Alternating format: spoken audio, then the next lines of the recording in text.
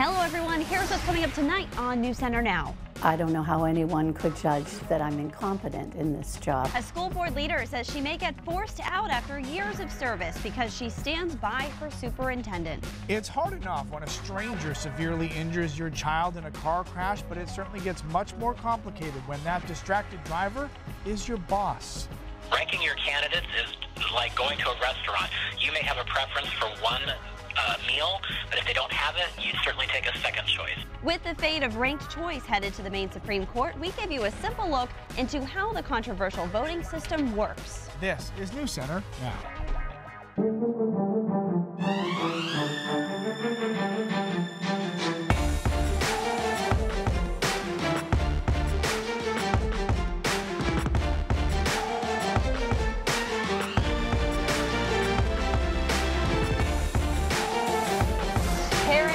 Demanding she be removed from office, but Scarborough's school board chair refuses to fire the superintendent. Hello, I'm Lindsay Mills. And I'm Lee Goldberg. 3 members of the school board could pay a very big price, really, for just being loyal. It all started with the resignation of the high school's principal, David Creech. Students and parents rallied in support of him after they say he was forced to resign by the superintendent.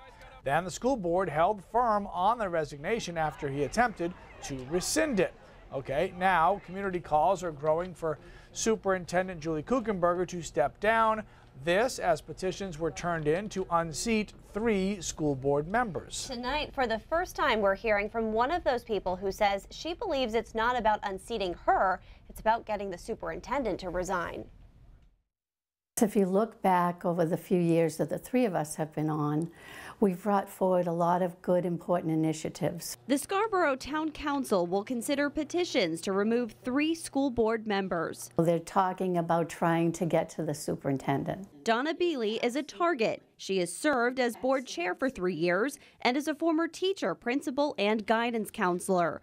Parents claim Donna Beely, Carrie Lyford, and Jody Shea are, quote, incompetent. Given my background, I don't know how anyone could judge that I'm incompetent in this job. We've managed to get a good financial package that would allow all our kids to have computers. That took several years in order to get that through in our town. Parents are upset about proficiency-based learning, late start times, and the final straw was the resignation of a popular principal. Beely voicing her support for Superintendent Julie Kuchenberger. I think she is outstanding. She absolutely is. I've been in education 38 years. I've worked with 13 superintendents, 21 principals and assistant principals. And so I know the quality of this superintendent. And if she herself were to be removed from the board, she says the timing would be difficult. We just started the school budget this last week. But no matter what town council decides for the immediate future, Beely says she's done with the school board. My term will be up in November, and I do not plan to run again. The town council will discuss the recall petitions tonight, but Beely won't get a chance to publicly defend herself until later this month. This is a story we've covered extensively in the last few weeks. To take a look back at what you may have missed, head to our website or mobile app. Okay, so this morning on our conference call, apparently it was Jess and Lindsay and I all decided we were gonna, I love you, you love me. My eardrums but will are we broken. love the weather? That's really the question, Purple People Eaters. Let's go. What do we got? Yeah, we're gonna like some of it, and then it's kind of gonna go downhill again. Big surprise, right? I know, so much good news from me lately. Right now, temperatures are in the low to mid 40s, 45 right now in Sebago. We have some pretty webcams here, 45 in Bangor. So not too bad out there. We saw some sunshine today too. Our high temperatures mostly made it into the mid to upper 40s. 47 was the high today in Bangor. Usually we're at around 50 degrees, so doing okay. We only made it to 44 in Portland. Usually we're at about 52, so still below normal, but we're getting there. A little bit warmer tomorrow and then even warmer as we get into the day on Friday. Satellite radar right now shows some clouds around, even still a couple snow flurries in some of the mountains, but that is about it. As we go into the day tomorrow, temperatures a little bit warmer than today, and then on Friday, still going for flip-flop Friday. I think we will do it. I think we'll make it into the 60s. And then on Saturday, we'll talk about some snow and rain. We'll talk about all of that coming up in just a bit. Guys? And I know you all share the court's view that we owe the people of Maine as much certainty as we can provide as they go to the polls on June 12th. Mainers still don't know what their ballots will look like for the June primary elections, but it looks like that decision could be made by the Maine Supreme Court. A Superior Court judge today ordered a series of questions about ranked choice voting to be immediately sent to the law court so those judges can decide if ranked choice will be used for the primary. The controversial law was passed by voters in 2016 but has never been implemented, mostly because the Maine Senate has said parts of the law violate the Maine Constitution. The Secretary of State says he needs a decision from Superior Court by April 20th. And while the fate of ranked choice voting in Maine is up in the air, there is still confusion surrounding just how this voting system would work in our state. Yeah, that's putting it a little bit mildly. So Christina Rex spoke with the city clerk in Minneapolis, Minnesota, who has overseen a ranked choice voting system for municipal elections for more than 8 years. She gives us a simple and comical breakdown of just how ranked choice voting works in our state. Let's say we have 3 candidates, Lee, Lindsay, and Chris. Voters head to the polls and rank their candidates based on preference. First, second, third. That part is easy. It's when the votes are counted that the system gets a bit harder to understand. If Chris gets more than 50% of the first place votes, he wins. That's the end of it. But let's say he doesn't, and instead, these are the results. The person in last place, Lee, gets eliminated. Now, anyone who chose Lee as their first choice will instead have their second choice counted as a full vote. That changes the results. Turns out, most of Lee's supporters like Lindsay better than Chris, and now the results look like this. So even though she wasn't the majority's or the plurality's first choice, Lindsay is your winner. Ranked choice voting won't only change the way we vote as citizens, but it could also change the way our candidates campaign.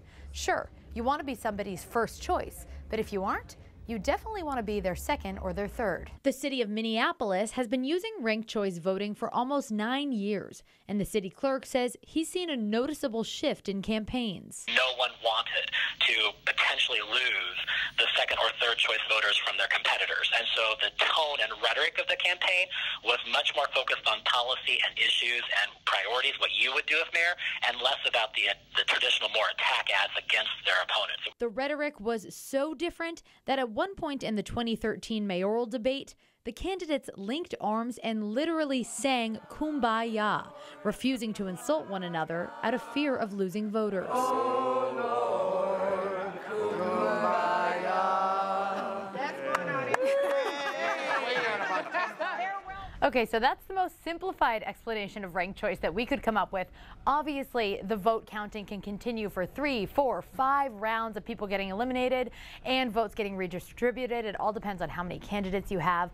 The Minneapolis city clerk says the city holds several voter education events before each election, and that surveys after the election show that there is a growing understanding of how the system actually works, you guys. So, are you a little bitter? We're fighting right now because I was the first one eliminated.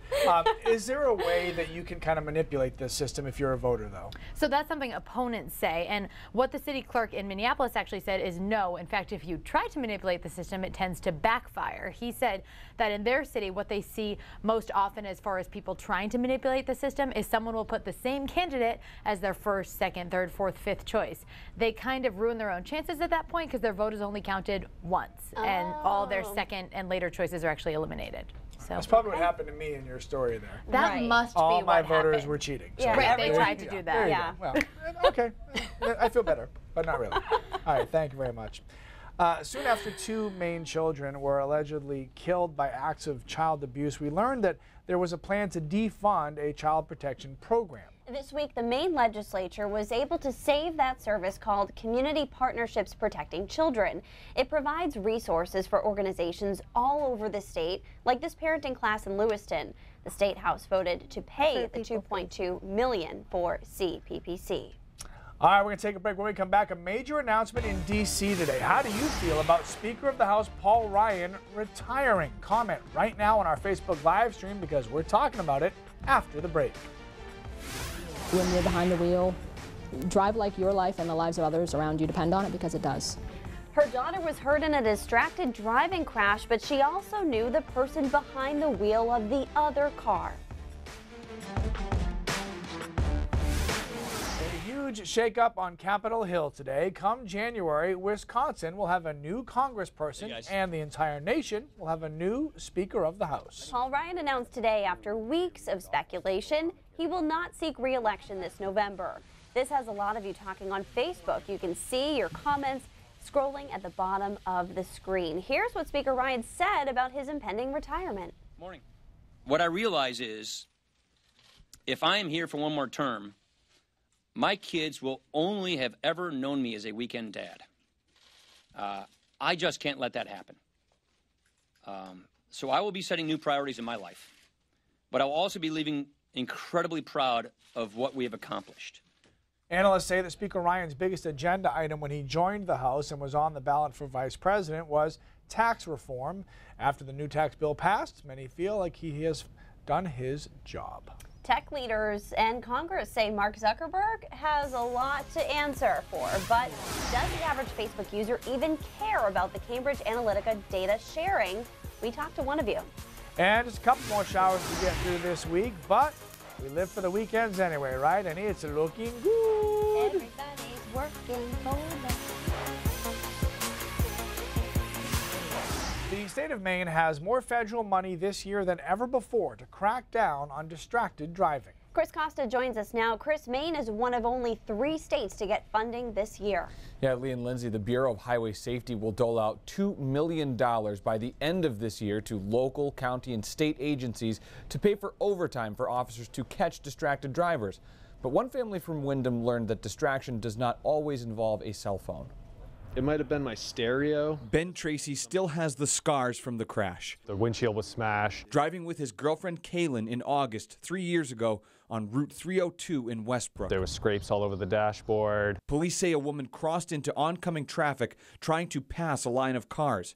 She hit them head on. My first was no, she didn't get in a crash. Ben and Kaylin both suffered multiple broken bones. It was like the lights were on, but no one was home. Kaylin was rushed into brain surgery at a Portland hospital, where her mother Suzanne works in the trauma center. As we didn't know at that time whether she was going to survive or not. Kaylin spent months in a wheelchair. Fortunately, she recovered. Upsetting to her mother, though, was finding out that the driver who hit her daughter was her boss, a former trauma nurse and supervisor at the hospital. When it's somebody who knew the risks and still took them, that's frustrating. Maine's Bureau of Highway Safety distributed more than $800,000 for dedicated police patrols of distracted drivers in 2017, and another $500,000 for public education. For a child in Maine, for a friend in New Hampshire. Like the Just Drive campaign, encouraging people all over New England not only to put down the phone, but be aware of the consequences of their actions. Yes, most people just think distracted driving, oh, that means texting and driving or using my phone, and that's not the case at all. Is these orange slots? Now, Suzanne runs Safe Kids, teaching parents how to properly install car seats, a different step towards the same goal. Distracted driving and vehicle crashes in general take the lives of people every day, and many of them can be prevented. And we reached out to the other driver involved in the crash, but we got no response. Court documents show that she was convicted of 4 felonies, 2 counts of aggravated assault and 2 counts of aggravated driving to endanger. And Lee and Lindsay, April is Distracted Driving Awareness Month, which is why we're working on these stories. Yeah, Chris, thank you. Obviously a very important topic that affects all of us every single day we get into our cars, so thank you for that. Speaking of getting into the cars, today I was rolling the windows down any chance I got, because with the sunshine it felt pretty nice out there. It did. It felt nice today. It's going to be a little nicer tomorrow, and then even a little better on Friday. Do you know that we are Donny Osmond's favorite news team? Why? You guys know what I'm talking about, and these two don't, and that's all I need to go. I don't get it. Yeah, Google it later. It's because we brought up Venmo, No, and Lee doesn't know what Donny Osmond. He's trying to get back No, at Donny us. Osmond loves the 3 of us. And you can figure it out later. Everybody at home knows what I'm talking about. It's okay. I don't get it. All right, I'm going over here. I feel left out of the joke, We're in the same boat. I'll be over here. Temperatures right now, not too bad, right? It's still a little chilly for this time of year. Most of us in the low to mid 40s, 45 in Bangor. 45 right now in Waterville. Augusta's at 44, Portland at 41 degrees. A little breezy too, winds about 10 to 15 miles an hour, 18 miles an hour right now in Portland. So it's cool, it's breezy. We will warm up a little bit more tomorrow though, and as we get into Friday, get the flip-flops ready. It's going to be nice. Few clouds out there too. We had a couple snow showers in some of the mountains today.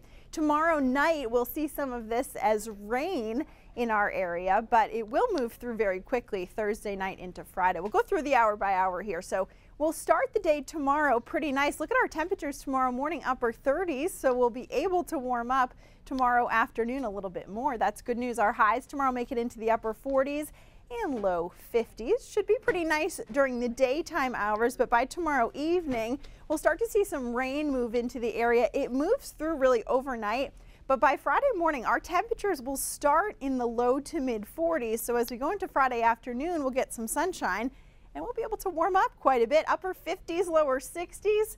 Look at that in Portland. It is going to be fabulous. We'll see some sunshine for most of the day on Friday as well.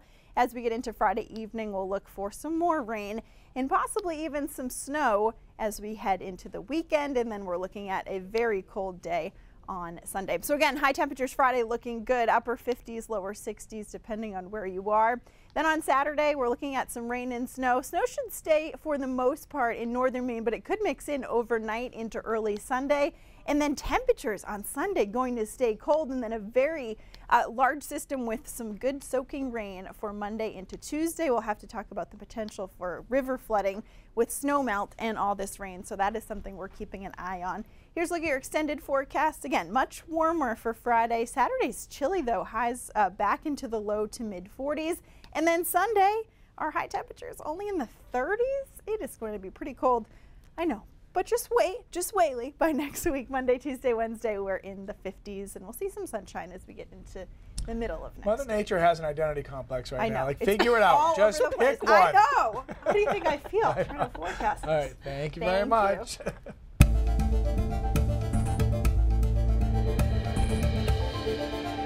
I think people often ask what the difference is between surveillance and what we do, and I think that the difference is extremely clear, which is that on Facebook, you have control over your information.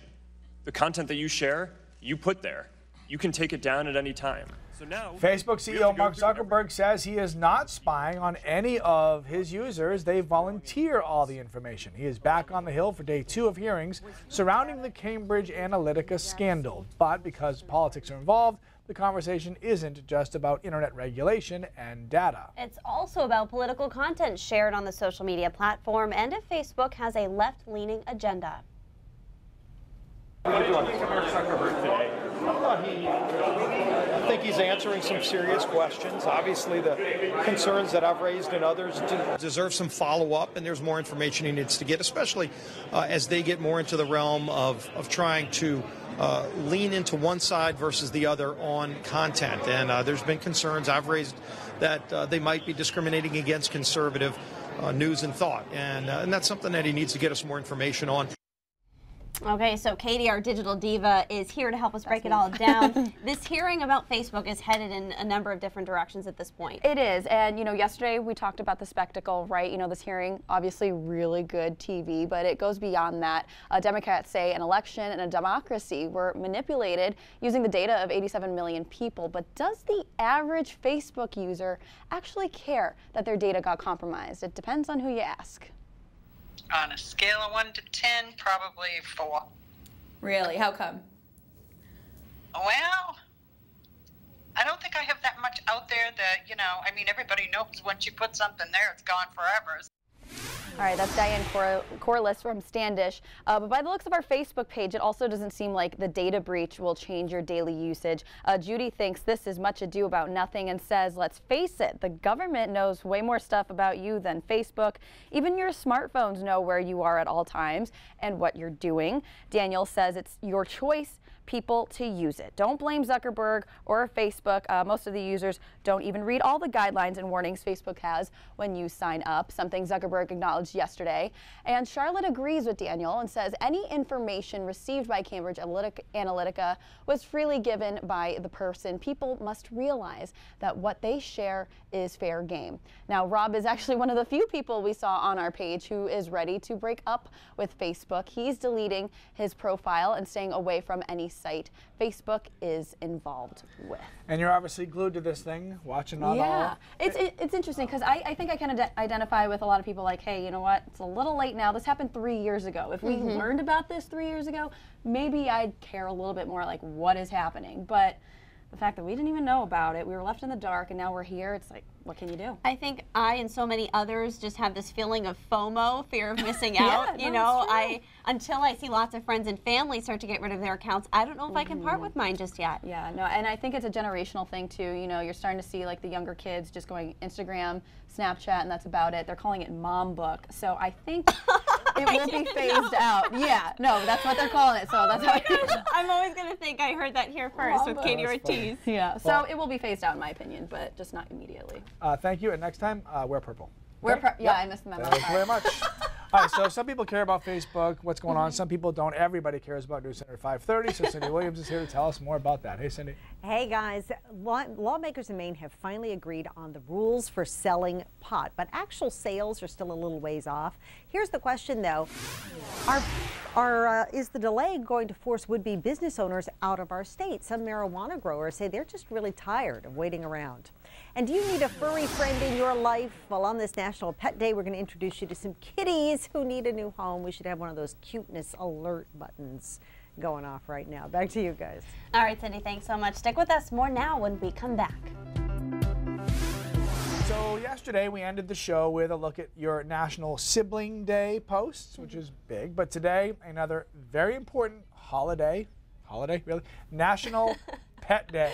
Okay, let's take a look. Krista posted a photo of her rescue Mastiff mix recently adopted from the Kennebec Valley Humane Society. So cute. Tammy has this adorable puppy coming home to her on Friday. And Randy has just a few pets, kind of like the Goldberg house. We were just joking very about familiar. Here's some role reversal. Holly says her cat is bigger than her dog.